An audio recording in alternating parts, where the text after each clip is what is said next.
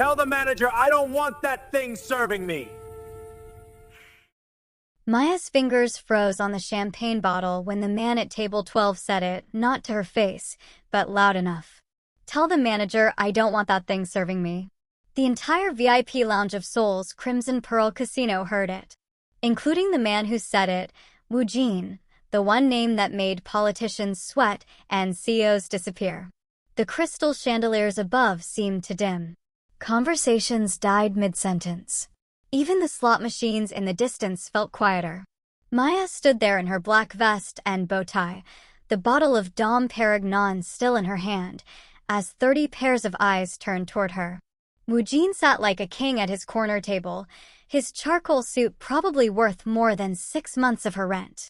His dark hair was slicked back, revealing a face that belonged on magazine covers, sharp jawline, cold eyes that calculated everything. The dragon tattoo creeping up from his collar seemed to pulse with each breath. He didn't even look at her directly when he spoke, just gestured dismissively to his associate. I said I don't want it serving me. Are you deaf as well as blind? His men laughed on cue. The sound scraped against Maya's skin like broken glass. She'd faced racism before.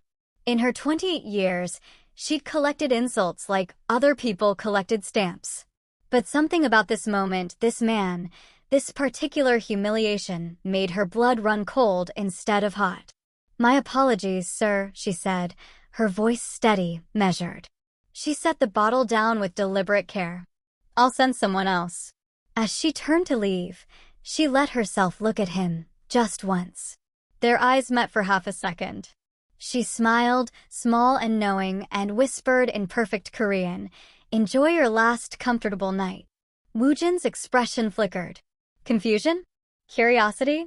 But Maya was already walking away, her heart hammering against her ribs. You won't want to miss what happens next. Hit that subscribe button.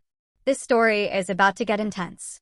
30 minutes later, Maya stood in the employee locker room, fingers shaking as she removed her bow tie. The manager had already delivered the news. She was fired. Blacklisted. Woojin's orders. She stared at her reflection in the grimy mirror. Dark skin that had been called beautiful by some, a target by others. Eyes that had seen too much. A face that carried her sister's smile. Nala. The name hit her like a fist to the chest. Maya walked out of the casino for the last time, took the subway to Itaewon, and climbed 4 flights of stairs to her cramped studio apartment. The space was barely big enough for a bed and a table, but she didn't need much. She wasn't really a cocktail server. She never had been. She locked the door, pulled the curtains, and opened her laptop. The screen flickered to life, revealing encrypted files, surveillance photos, financial records. Maya's fingers flew across the keyboard with practiced precision. Her real name was Maya Ose, international private investigator specializing in financial crimes. She'd spent 4 months undercover at the Crimson Pearl, tracking Woojin's casino money laundering operation for a client, a Hong Kong billionaire whose daughter had vanished after getting involved with Woojin's organization. But that wasn't why Maya had really taken this job. She clicked open a folder labeled Nala. Photos filled the screen. A young woman with Maya's eyes and their mother's smile. 23 years old in every picture. Would never be 24. Nala Ose. Art student. Dreamer. Dead 2 years now. The official report said suicide. Jumped into the Han River after a bout of depression. Case closed. But Maya knew better. Nala had witnessed a murder at one of Woojin's Gangnam clubs, saw one of his enforcers beat a debtor to death in the back office. 3 days later, she was found floating in the river. Woojin had ordered it. Maya had spent 2 years proving it. And tonight, he'd made it personal. She opened a new window and began typing. Her fingers moved like lightning, accessing systems most people didn't know existed. Bank accounts. Shipping manifests. Security protocols. She'd been collecting this information for months, waiting for the right moment. That moment was now. You wanted me gone, Woojin, she whispered to the empty apartment. Let's see how you like disappearing. 72 hours later, Woojin's world began to collapse. It started with a casino. $40 million vanished from the Crimson Pearls vault during a shift change. The head of security, a man Woojin had trusted for 8 years, had simply walked out with it. Except he hadn't. Maya had recruited him 3 months ago, showed him evidence that Woojin had ordered his brother's execution. Loyalty was expensive. Revenge was free. Then his Bitcoin wallets were drained. All of them. $70 million transferred through a maze of offshore accounts, ending up in the hands of anti-trafficking organizations across Asia. The transactions were untraceable, but they all came with the same digital signature, a Queen of Hearts playing card. By day 3, 3 of Woojin's shell companies were exposed in the financial news. Reporters somehow obtained documents proving art smuggling, tax evasion, and connections to organized crime. Woojin's face was on every television in Seoul. His right-hand man, Min Jae, was arrested at Incheon Airport with 2 kilograms of heroin in his luggage. Heroin he'd never seen before. The evidence was airtight. The judge denied bail. Woojin sat in his war room, a reinforced bunker beneath his Gangnam penthouse, surrounded by his remaining associates. Maps covered the walls. Laptops displayed security feeds. But none of it mattered. Someone was dismantling his empire piece by piece, and he couldn't see them coming. His phone buzzed. The secure one. The one only 5 people in the world had the number to. Unknown message. Still recognize the thing you humiliated at your casino? Woojin's blood went cold. A second message appeared, this time with attachments. Photos of him meeting with Chinese triads. Documents proving his involvement in smuggling stolen art from North Korea. Videos of his men executing rivals in warehouse basements. Everything. She had everything. Third message. You took my dignity. I'm taking everything you built. 36 hours, then I call the authorities. Run if you want. I'll find you anyway. Woojin stared at the phone, his jaw clenched so tight his teeth ached. Around him, his men shouted, panicked, suggested strategies. But he barely heard them. His mind was racing through possibilities. Who is she? How did she get this information? And why was he feeling something he hadn't felt in years? Respect. Find her, he told Min Jae's replacement, a young enforcer named Tae-young. I don't care what it takes. Find that woman. But even as he said it, Woojin knew something had shifted. This wasn't just business anymore. This was personal. And personal meant dangerous. 20 hours later, Tae-young burst into the war room. Boss, we found her. She's at a bar in Hongdae. Alone. Woojin stood immediately. Take everyone. I want her brought here. Alive. He watched on the surveillance feeds as his men surrounded the rooftop bar. 12 armed enforcers moving in on one woman. It should have been simple. It wasn't. The moment his men entered the building, chaos erupted. Not from inside the bar, but from outside. 3 rival gangs, groups that hated each other almost as much as they hated Woojin, all arrived simultaneously. Someone had tipped them off to his location. The gunfight lasted 7 minutes. When it was over, 12 of Woojin's men were dead, and the rivals had scattered. Security footage showed them finding Queen of Hearts playing cards on each body. Woojin's private phone rang. He answered without thinking. The video call connected, and there she was. Maya. But not in Hongdae. She was in his penthouse. In his private office. Holding a photo of his mother. Hello, Woojin, she said, her voice calm. Let me reintroduce myself. He stared at the screen, his mind reeling. How did you get in there? I've been in and out of your penthouse 6 times in the past month. Your security system is impressive, but it has patterns.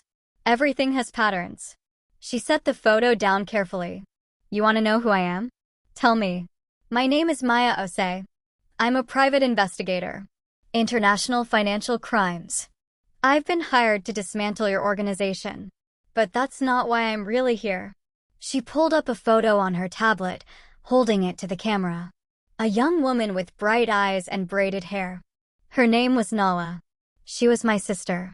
2 years ago, she witnessed one of your men kill someone at your Gangnam club. 3 days later, she was dead. The police called it suicide. But we both know what really happened. Woojin's expression didn't change, but something flickered in his eyes. Recognition? Guilt? I've spent 2 years tracking you, Maya continued. Learning everything about you. Your businesses, your associates, your habits. I got hired by someone who wanted you destroyed, but I would have done this for free. You took my sister from me. So I'm taking everything from you. You can't prove I ordered anything. I don't need to prove it to a court. I just need to prove it to the right people. She smiled. Check your accounts. Woojin pulled up his phone with shaking hands. His offshore accounts, the ones even his closest associates didn't know about, were empty. Every dollar gone. Maya's voice came through the speaker. I just donated 10 million of your dollars to trafficking victim charities across Asia. In your name. The Korean Financial Services Commission will come asking questions you can't answer. The National Tax Service will want to know where that money came from. And your friends in Beijing? They're going to wonder why you've been keeping secret accounts. The call ended. Woojin sat in darkness, his empire crumbling around him, and for the first time in a decade, he smiled. Not from happiness. From recognition. He'd finally met someone who played the game better than he did. Taeyong, he said quietly. Set a trap. The warehouse at Incheon Port. Make it look like I'm moving product. Leak the location. She'll come. 3 nights later, Woojin sat alone in the center of an empty warehouse, surrounded by shipping containers and shadows. 40 of his best men were positioned throughout the building. Snipers on the catwalks. Thermal scanners at every entrance. Motion sensors in the rafters. He'd baited the trap with rumors of a major shipment. If Maya was as thorough as he suspected, she'd hear about it. She'd come. Midnight arrived. Nothing. Then the lights cut out. Gunfire erupted immediately, but not at intruders.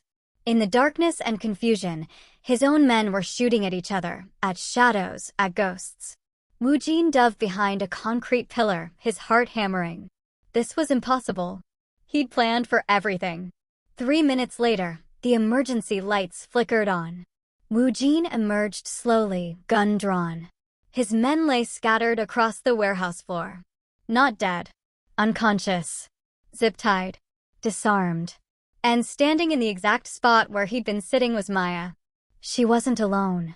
4 operatives flanked her, dressed in black tactical gear, faces covered, weapons trained on Woojin's remaining conscious men. But Maya herself was unarmed, hands casually in her jacket pockets. You're predictable, she called out. Her voice echoed in the vast space. Woojin stepped forward, keeping his gun aimed at her center mass. You're the one who's trapped. This building is surrounded. Maya pulled out a tablet, turned it toward him. The screen showed a live stream, his face, his location, broadcasting to Interpol, the Korean National Police, and 3 international task forces. Shoot me and you'll be arrested within minutes, she said. Every agency in the world is watching this right now. Woojin's finger hovered over the trigger. Why? Why all this? I told you why. Nala. I've ordered 100 people dealt with. I don't remember every name. Then let me help you remember. Maya's voice cracked slightly, the first sign of emotion he'd seen. Nala Ose. 23 years old. Art student. She worked at your club in Gangnam to pay for school. On March 15th, 2 years ago, she witnessed your enforcer Park Ji-hoon beat a lone debtor to death in the back office. She saw everything. 2 days later, your men grabbed her off the street. 3 days after that, she was found in the Han River. Ruled a suicide. Woojin lowered his gun slowly. He did remember. Not the girl's face, but the situation. A loose end. A witness. An order given. You're right, he said quietly. I ordered it. Maya's hands shook. Finally. The truth. But I'm not the only one responsible. Woojin reached into his jacket slowly, watching her operatives tense. He pulled out a USB drive and tossed it at her feet. There are 5 people who were directly involved in your sister's death. I was one of them. The other 4 are on that drive. Maya stared at the drive like it was a live grenade. What is this? Names. Evidence. Everything you need to destroy the people who actually killed Nala. Detective Choi, the investigator who buried the case. Prosecutor Han, who ruled it suicide for a bribe. Lee Sang-woo, the real estate mogul who owned the club. And Assemblyman Park, who used his political connections to make sure nothing stuck. Why would you give me this? Woojin smiled bitterly. Because I'm finished in Seoul. You won. My businesses are exposed, my accounts frozen, my men arrested. I'm a ghost already. But those four? They're protected by the system. The same system you can't touch. They'll never see the inside of a courtroom unless someone forces them there. And you want to help me do that? I want you to understand something. Woojin stepped closer, ignoring the operative's weapons tracking him. I became this because I wanted to protect my younger brother. He was sick, needed expensive treatment, and our family had nothing. So I did what I had to do. I crossed lines. Became a monster. And my brother still died. I kept going because I didn't know how to stop. But you? You became a monster for the right reasons. To protect your sister's memory. To get justice. Maya's eyes glistened. I'm nothing like you. No, you're better. Which is why I'm giving you this chance. Take the drive. Hunt those four down. I'll give you resources, information, access to things even Interpol can't get.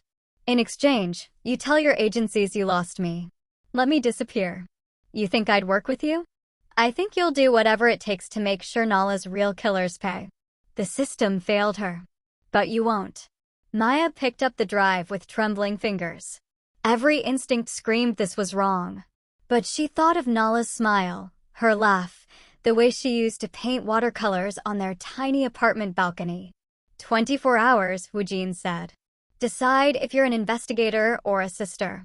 After that, my offer expires. Smoke grenades exploded throughout the warehouse.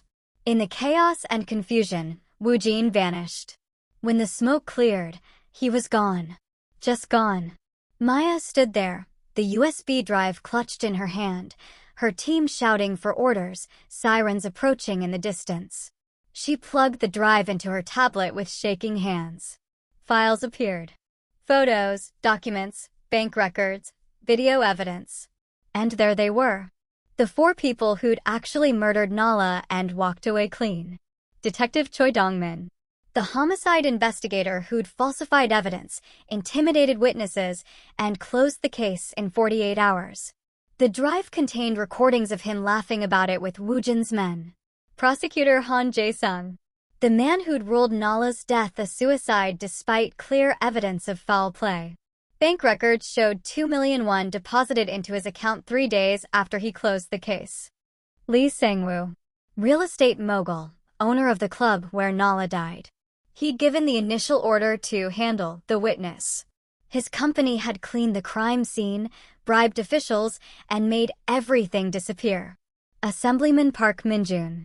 Rising political star whose nephew actually worked at the club and helped dispose of Nala's body. Park had used his influence to bury the investigation before it started. For pillars of Korean society. For monsters in tailored suits. Maya's phone buzzed. Unknown number. She answered. 12 hours left, Woojin's voice said. I'm watching Detective Choi right now. He's having dinner with his family. His daughter just turned 8. About the same age Nala was when you first held her, I imagine. Maya threw the phone across the warehouse. It clattered against concrete, but didn't break. Another buzz. She retrieved it. A photo. Detective Choi laughing at a restaurant, his little girl on his lap, completely unaware her father was a murderer. Message. Does she deserve to lose her father? Did you deserve to lose Nala? These are the questions that keep people like us awake. Maya typed back, you're a monster. Response, yes. But I'm a monster offering you what the law never will. Real justice. 10 hours left. At dawn, Maya made her decision. She walked into her investigation firm's Seoul office and submitted her resignation. Her boss, Director Chin, tried to stop her. You're the best investigator we have in East Asia. Whatever this is about, we can work through it. This isn't about the job, Maya said quietly. This was never about the job. She left her badge, her laptop, and her case files on the desk. Maya Osei, private investigator, ceased to exist. But Nala's sister? She was just getting started. 6 hours later, Maya stood outside Detective Choi's house in Songbukdong. She'd been watching him all morning, taking his daughter to school, heading to the station, living his comfortable life built on lies and blood money. Her phone rang. Woojin. I knew you'd choose this path, he said. I'm not doing this for you. I'm doing this for Nala. But I need you to know something. When I'm done with them, I'm coming for you too. Woojin laughed. I'd be disappointed if you didn't. But first, let's discuss strategy. You can't just kill them. That dishonors Nala's memory and makes you a murderer. We need to be smarter. We. Maya's voice dripped venom. Yes, we. Like it or not, we're partners now. At least until these 4 are handled. I'm texting you an address. Meet me there in 1 hour. Come alone. The address led to an abandoned Buddhist temple in the mountains outside Seoul, in Bukhansan National Park. Maya arrived to find Woojin sitting on the temple steps, surprisingly alone. No guards, no weapons visible. You came, he said simply. Talk fast. What's your plan? Woojin stood, pulling out a tablet. We destroy them the same way you destroyed me. Systematically. Publicly. Legally. We expose their crimes and let the system they corrupted turn against them. You just happen to have evidence ready? I've been in this business for 12 years. I have leverage on everyone who matters. His expression darkened. But I need your help. You have international contacts, media connections, legal expertise I don't. Together, we make sure they don't just fall. We make sure they're completely annihilated. Maya studied him. Why do you really want to help me? For the first time, Woojin's mask cracked.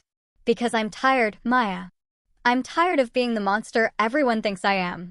Your sister's death, it wasn't supposed to happen. I gave the order to scare her, make her leave Seoul. My enforcer took it too far. When I found out he'd actually killed her, I had him executed. But that doesn't bring Nala back. That doesn't fix what I set in motion. You expect me to believe you have a conscience? No. I expect you to believe I have regrets. He met her eyes. Help me take down these 4. Then you can take me down too. Fair trade. Every instinct Maya had screamed this was wrong. But the files were real. The evidence was solid. And she was out of options. 1 month, she said. We have 1 month to destroy all 4 of them. Then you and I settle this. Woojin extended his hand. 1 month. She didn't shake it. Let's get to work. Over the next 4 weeks, Seoul's elite began to crumble. Detective Choi was first. Maya leaked his recordings to 3 major news outlets simultaneously. By morning, his face was on every television in Korea. Audio of him laughing about falsifying evidence, bragging about intimidating witnesses, joking about the African girl who went swimming. The public outrage was immediate. Protests erupted outside Seoul Metropolitan Police Agency. Choi was arrested within 24 hours. His daughter's photo went viral, crying outside their home as reporters swarmed. Maya felt sick watching it, but she didn't look away. Prosecutor Han was next. His bank records mysteriously appeared in a civil rights organization's database, showing suspicious deposits matching closed case dates. Digital forensics proved the money came from shell companies connected to organized crime. Han resigned in disgrace. Criminal investigations opened into 37 cases he'd handled. His wife filed for divorce on national television. CEO Lee Sang-woo's empire collapsed in 72 hours. An anonymous tip to the Financial Services Commission revealed his clubs were fronts for money laundering and human trafficking. His pharmaceutical company was raided after whistleblowers came forward with evidence of illegal drug trials. His assets were seized, his reputation destroyed. He was arrested at Incheon Airport trying to flee to Singapore. But Assemblyman Park was different. He was connected to the Blue House, protected by layers of political allies, virtually untouchable. We need his nephew, Woojin said during their final planning meeting at the temple. We need Park Jin-suk to confess to actually disposing of Nala's body. He'll never talk, Maya said. He will if we offer him the right deal. Woojin's smile was predatory. Leave that to me. 5 days later, Park Jin-suk walked into Seoul Central District Prosecutor's office and confessed to everything. He provided a detailed written statement, video testimony, and physical evidence, including Nala's missing belongings that had never been recovered. He claimed he'd been carrying the guilt for 2 years and couldn't live with it anymore. But Maya knew better.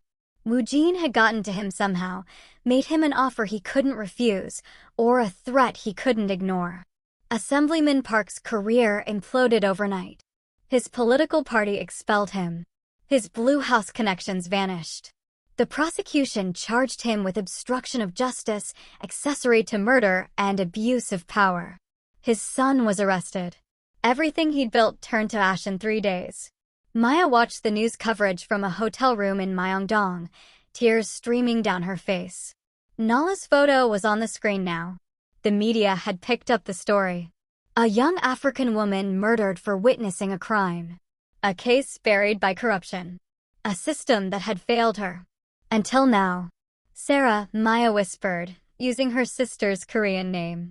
They finally paid. All of them. Her phone rang one last time. Woojin. It's done, he said quietly. Your sister can rest now. Where are you? Somewhere you'll never find me. I upheld my end of our deal. I helped you get justice. But I'm not ready to pay for my crimes yet. Maybe someday, but not today. He paused, and when he spoke again, his voice was different. Softer. You're a good person, Maya. Despite everything you've done, everything you've become, you're still good. Don't lose that. Don't become like me. Another pause. And for what it's worth, you were never ugly. You were the most brilliant thing in that casino. I was just too blind to see it. The line went dead. Maya sat there, the phone in her hand, emotions warring inside her. Rage that he'd escaped. Relief that Nala's killers were punished. Confusion about the man who'd helped her do it. Something else she didn't want to name. She walked to the window, looking out over Seoul's glittering skyline. Somewhere out there, Woojin was disappearing into the shadows. And somewhere out there, Nala could finally rest. But as Maya stared at her reflection in the glass, she realized something. This wasn't over. It couldn't be. Because Woojin was right about one thing. She'd become something different. Someone different. And she wasn't sure she could go back. 3 months later, Maya was rebuilding her life. She'd opened a legitimate investigation firm in Seoul, helping families find missing persons and solving cold cases. The work was honest, meaningful, exactly what Nala would have wanted. Then a package arrived at her office. Inside was a plane ticket to Dubai and a handwritten note in familiar handwriting. Revenge is done. But what about truth? If you want to know who really ordered Nala's death, who controlled me, who pulls the strings in Asia's underworld, come to Dubai. The rabbit hole goes deeper than you think. Some of us are just pawns too. The real game is bigger. Much bigger. I'll be waiting at the Burj Khalifa observation deck. 3 days. Come alone. Or don't come at all. Either way, you deserve to know the truth. W. Maya stared at the ticket, her heart pounding. The 4 men had paid. Justice had been served. But what if they were just pawns? What if someone else had orchestrated everything? What if Nala's real killer was still out there, untouched? She thought of her sister's smile. Her laugh. The way she used to say, Uni, you worry too much. Maya picked up her phone and booked a flight to Dubai. Her hands were steady. Her purpose renewed. Some stories don't end with justice. They begin there.